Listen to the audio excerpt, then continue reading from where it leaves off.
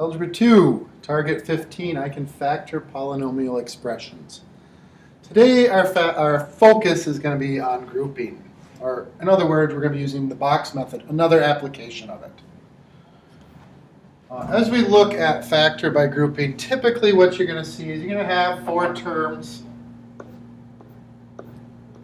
and you're going to take them 2 at a time. You're going to see what comes out of the first 2. In this case, R will come out.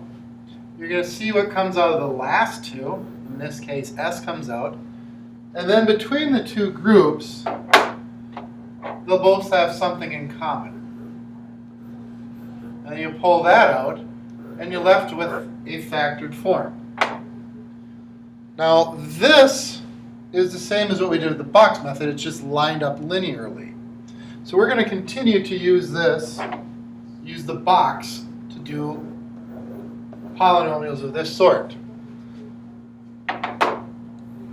So as we look, if you factor the polynomial x cubed minus 3x squared minus 16x plus 48, to factor that, we're going to put those terms in the box. Always put the first term in the upper left box, the last term in the lower right, and fill the other two boxes up with the other 2 terms.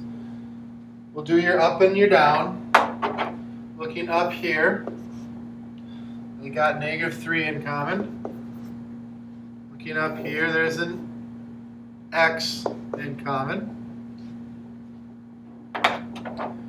Going across, here we got -16 in common. Go across this way. There's x squared in common. Do a quick double check. Make sure that -16 times -3 equals 48. Everything else in between. And then our factored form is the top, x minus 3 times the side, x squared minus 16. And as we look at that, we need to then ask, is this factored completely? Looking at the 2 terms, x minus 3, that's a linear term. A linear term is always factored completely unless there's a number that can come out. Here we have a second degree. We need to think about that one a little bit more carefully. As you look at it, it's x squared minus 16. That should be familiar to you. That's a special pattern. If you remember when we talked about complex numbers, we had the conjugates where one's plus, one's minus. This would be the same thing. We call it a difference of squares.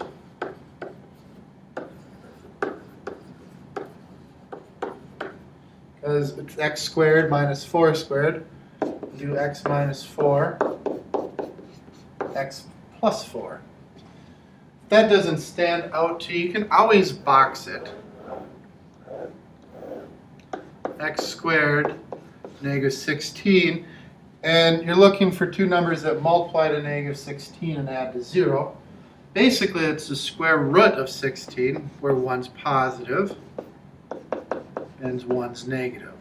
And you'll bring it up, you'll get your plus 4. Bring it to the side, you'll get your minus 4. And that's where those 2 terms come from.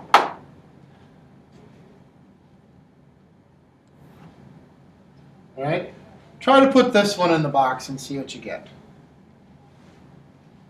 All right, so we got 4 terms. We'll throw them in the box. Starting with our highest power in the first box, our lowest power in the last box, or our constant. Then we'll split the other 2 between the other 2 boxes. So it's a lot like when we did the binomial, except now we don't have to figure out how to split that 1 term into 2 boxes. Taking and going up, 7x squared and -63 have 7 in common. X cubed and -9x have x in common.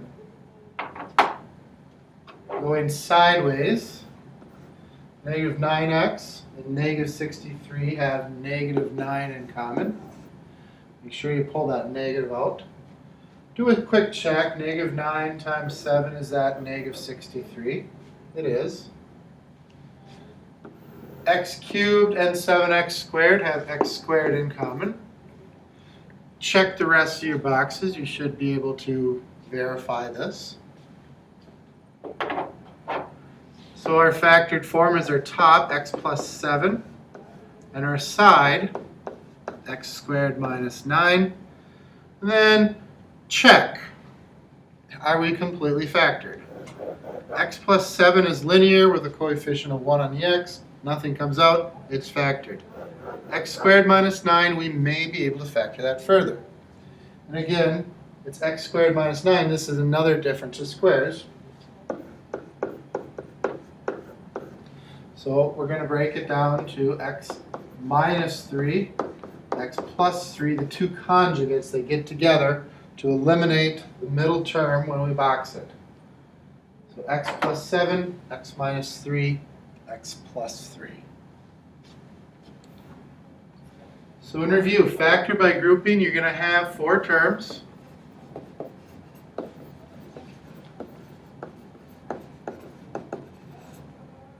You're going to have 4 terms, usually a cubic.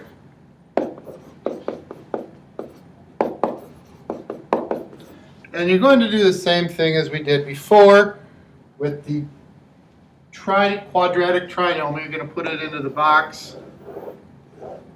The only difference is we don't have to figure out how to split a middle term because it's already split for us.